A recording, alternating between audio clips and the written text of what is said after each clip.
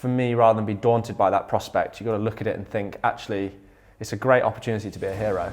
It's extra special winning at home. You generally have more family around as well to enjoy the success with you, and the teammates often feel like family as well because of the time you've spent with them and the effort that's gone into winning that trophy. So I'm always thinking at the end of my mark, what does the batsman expect me to bowl this ball based on what he knows about me?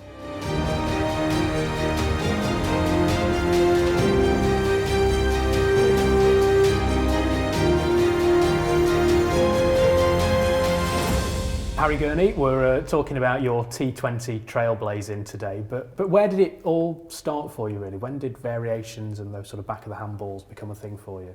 I think it was probably sort of 2009 time really, coming through at Leicestershire. One thing that was big in the setup there at the time was that when you come to play in the first team in white ball cricket, no matter how inexperienced you might be, you should know what your variations are and you should know what your fields are to those variations. So I'm quite fortunate actually that in those formative years I gave a great deal of thought to how I was going to go about constructing overs and exactly what field I was going to have, and I think that's stood me in good stead for later on in my career. And actually the back of the hand slower ball was one that I'd been practicing in the nets for a few weeks, and all the batsmen kept saying you've got to bowl it in a game. And it was just about waiting for the right time, and we played Kent in a one-day game at Grace Road, and I remember they needed about 20 to win off 10 overs, 2 down or something, and Steve-O was batting, and I just thought now's as good a time as any, because if it disappears out the park it doesn't really matter, and there's no pressure, and the ball came out absolutely perfectly and dipped, and it didn't get a wicket, but I executed it exactly how I wanted to, and then that gave me the confidence then to start using it more going forward. And over the last sort of 10 or 12 years, it's been a really effective ball for me. I suppose bowling the death overs is probably one of the most pressurised bits of a T20 game. I mean, what's going through your mind as you're in that over? I've sort of learned to trivialise it really. Almost try and pretend to myself in my head that it doesn't matter and that I don't care, even though deep down I care a lot. So I almost trick my mind really, as I say, and try and see it as an opportunity as well. You know, if we had a game here against Yorkshire last year, I think they needed 9 or 10 off the last over, and Dan chucked me the ball. And for me, rather than be daunted by that prospect, you've got to look at it and think, actually, it's a great opportunity to be a hero. And if they get the runs, no one's going to demonise you for it. But if you defend those runs, then you're a hero. So, yeah, reframe it as an opportunity and trivialise it. They're my ways of going about it. And I mean, does that work in the lead up to a game as well? Say you've got a semi-final, a final coming up, and you know that if you're bowling second, it could all come down to your over. Yeah, weirdly, I prefer bowling second, even though there's a chance that you're going to have that pressure situation. I feel like it focuses my mind better when I know what I've got to defend. With regard to the pressure or confidence going into a game the day before, I believe that confidence is preparedness. So I have a relatively rigid routine I go through the day before a game, which has sort of evolved over the years from watching other people go about their business. And as long as I've gone through that routine, I feel then confident going into the fixture, because I know that I've done everything that I can to prepare myself for that game. And if I have a bad game, I've almost got to the point now where it doesn't bother me as much, because I know that I've done all I can do in terms of my preparation. Does that mental state play a part in your celebrations as well? Because I've noticed if Luke Fletcher takes a wicket out on the turf, there's a big roar and a big celebration. Jake Ball might give it a bit as well. Your celebrations often seem a little bit more muted by comparison. Yeah, I've never been a big one for celebrating or sending batters off. I think everyone reacts differently. I think for me personally, one of my strongest attributes is an ability to stay calm out there, because it can be a pressure cooker at times. And for that reason, I don't get too high when I take a wicket, but at the same time, when I land 15 rows back in the stand, I also don't get too down on myself, because I know that both outcomes are part and parcel of the shortest format of the game. You were wearing Outlaws green on finals day 2017, which was, until last year, I think, still your best T20 bowling figures. What do you remember of that day? What were your emotions in that final? My memory of the day is I thought at half-time in the semi-final we probably weren't going to win, and I thought at half-time in the final we definitely were going to win. That last over where Dan smacked 24 off the last over to get us up to 190. I walked out onto the pitch to warm up for our sort of bowling innings, very confident that we had enough runs in the bank. And just great memories of that day. One of the best days of my career, because anytime you win a trophy, it's one of the best days of your career. But to have a good day personally as well was really rewarding. Does it change your approach a little bit? If you've got the 190 on the board to defend, do you bowl differently because of that? Not really. I think you always assess. Obviously, you know how many runs you're defending, but you assess the conditions, the people you're playing against, the boundary dimensions, the wind direction, all that kind of stuff, and you come up with a plan based on that. But for me, really, my focus has always been pretty much on myself and executing, making good decisions and executing whatever I decide to do. So that's my focus, that process, and I know that more often than not, the outcome is good, and I know that there are days where, particularly in T20, where you get smacked and everyone thinks you're rubbish, but that's the way the game goes. Seems like when you look at sort of figures from past series, some bowlers sort of top the more economical side of things. You always seem to come out as one of the top wicket takers in a tournament you play a full part in. Is that a deliberate sort of part of your armoury? It's funny, the last sort of 10, 15 years playing cricket, wherever I've played, you hear a lot of people, a lot of coaches and captains talk about always looking to take a wicket, always think of the aggressive option. I've actually sort of built a career around doing the opposite to that. I am a defensive bowler. I always try and restrict runs as much as possible, and the wickets tend to take care of themselves. I mean, if you look at my strike rate, it's up there with anyone in the world, but without me, having two slips in and running in and trying to swing it at 140 k's an hour, it's more via frustrating the batsman and the wickets coming. So I do take a great deal of pride in my economy rate, actually, because I believe that the wickets sort of take care of themselves. And as you go around the world, we've got the shirts from IPL, the Big Bash, the Caribbean Premier League as well. As you play more competitions, do you have to try and find new tricks as more people have seen your style of bowling? Yeah, I mean, I'm playing around with a knuckleball at the moment, which is not something I've ever bowled in a competitive game. I don't know if I'll ever use it. I don't know if I'll ever get to the point where I want to use it. I'm not sure whether I need any more variations, and that isn't to say that I think I'm the finished article by any means, but I think the variations that I have are sufficient as long as I stay clever, stay smart, keep evolving and changing the way that I use them. So I don't know if I'll add another variation, but I'm always thinking at the end of my mark, what does the batsman expect me to bowl this ball based on what he knows about me? And I know that analysts around the world are telling all batters that I bowl variations. I know that all batters are expecting them to come, and it's a case of trying to remain unpredictable.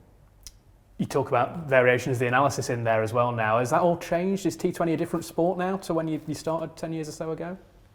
It is. I mean, analysts have come into the game. It's something that you've got a lot of access to.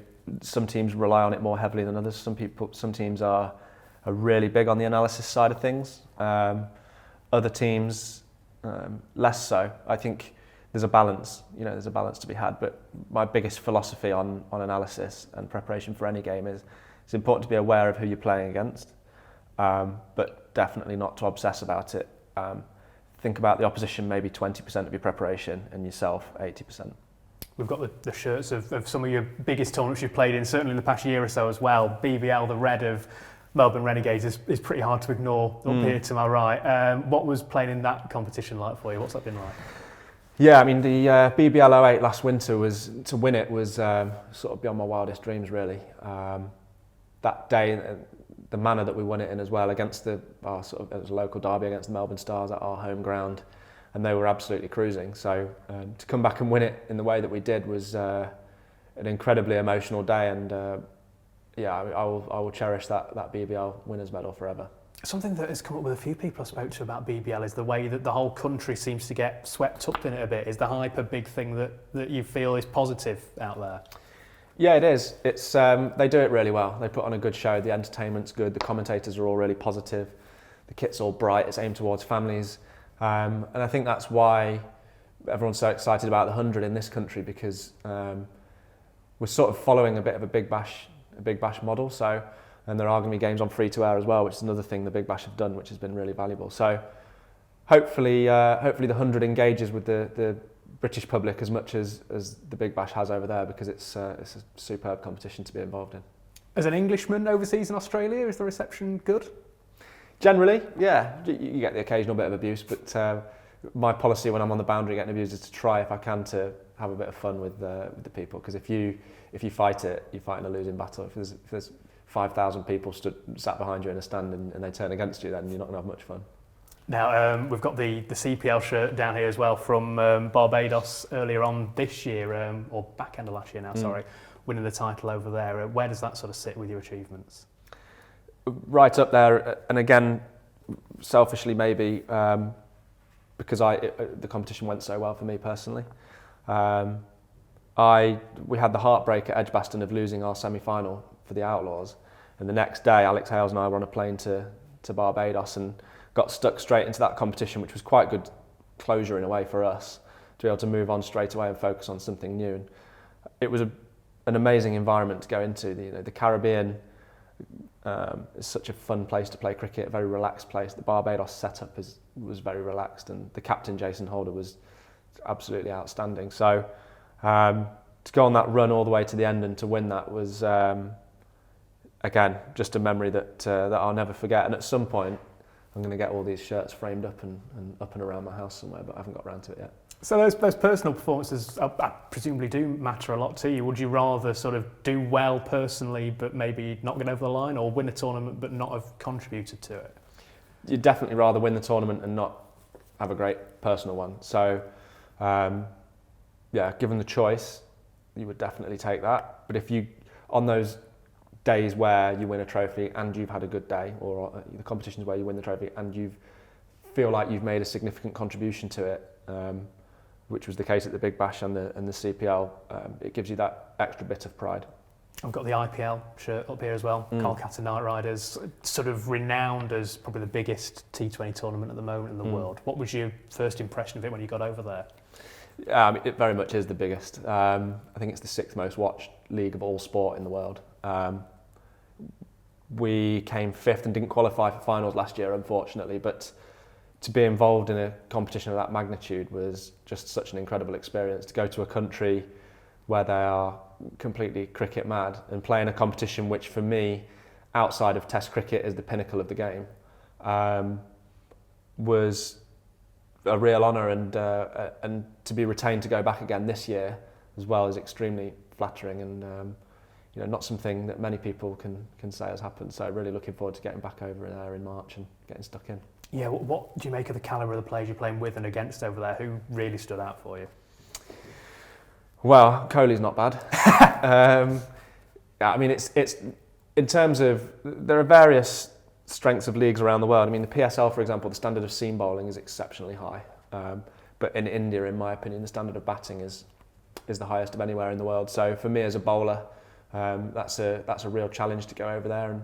And I was a little bit, I did okay last year. I was probably a little bit more expensive than I would have liked to have been. I picked up wickets, but I'm quite excited about getting back over there this year and building on what I learnt last year. If I get an opportunity to play in what's a really strong squad, hopefully using what I learnt from last year's 8 games that I played there to benefit me this year and benefit the team. Do you end up changing your approach, how you're going to bowl, depending on whether you are playing in Melbourne or over in Kolkata? Yeah, definitely. I mean, and this is something that, as I say, you're never the finished article, you're always learning. So I've learnt this winter that in the Caribbean, it sounds obvious, but on slower, more spin-friendly pitches, the slower balls are a lot more effective. And it's something that I've built my career around, but I've also starting to learn that you have to adjust depending on where you're playing and who you're playing against. It's sometimes within the same country, so even within India, somewhere like Eden Gardens is an absolute batter's paradise. But then you go to play the Rajasthan Royals and it's a little bit more like a Caribbean type pitch, which is gripping and that kind of stuff. So yeah, you have to adjust your tactics. The biggest thing for me is making good decisions on the pitch. Execution, I don't worry too much about, because I worry about that the day before in practice. Once I've finished that practice the day before and I go into game mode, then it's all about making correct decisions. And I only ever get annoyed with myself if I've had a poor game, if out of my 24 balls there were 3 or 4 where I think I made the wrong decision. about what to bowl. Yeah, and with all these different challenges, different tournaments you've won around the world, what does it mean when you win for Notts in your home country with your own team compared to overseas? Yeah, I'd be lying if I said it doesn't mean more, because it does. I won the T20 with Leicestershire in 2011, and that was an incredible feeling. And then I've been fortunate to win the T20 with Notts and 2 one-day cups as well. And I think that because they're guys that you've worked hard with 11 months of the year for 4, 5, 6, 7, 8, 9, 10 years, you have a slightly tighter bond perhaps than guys that you go and play with for 6 or 8 weeks. So yeah, it's extra special winning at home. You generally have more family around as well to enjoy the success with you, and the teammates often feel like family as well because of the time you've spent with them and the effort that's gone into winning that trophy. So trophies at home do mean more, and looking forward to getting going in the summer.